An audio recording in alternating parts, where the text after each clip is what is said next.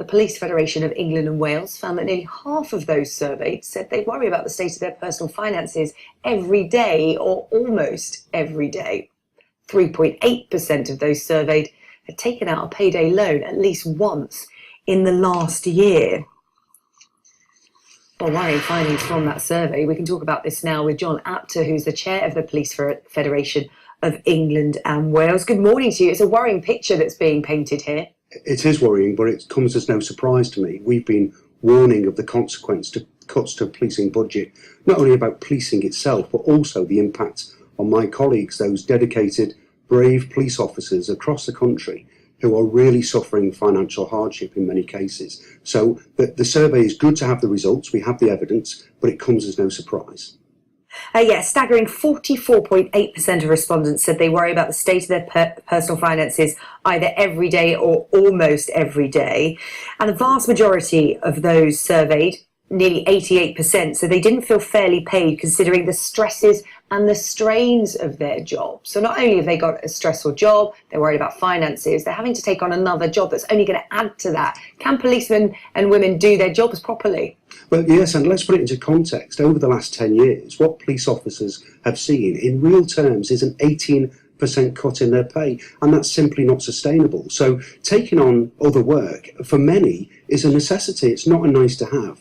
And whilst the rules around second employment are very strict, because a police officer cannot take on a role, an extra role, which would put into conflict with that of a police officer. So there are certainly a lot of strict rules around it. But yes, many officers are resorting to second employment, which puts extra pressure on them doing their role as a police officer, which we've seen the demand has increased massively over recent years. So 22,000 fewer police officers across England and Wales, but we've seen violent crime is on the increase, normal demand for policing is massively on the increase, the math just doesn't add up, the pressure is massive and officers can't cope with it. The financial pressure is an additional worry.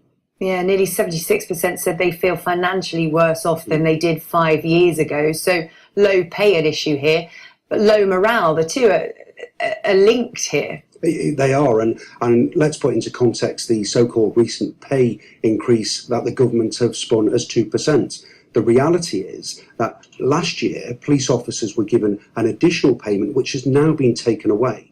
So that 2% pay rise is actually 0.85% of a pay rise. And with inflation and the interest rate rise, that has been completely swallowed up.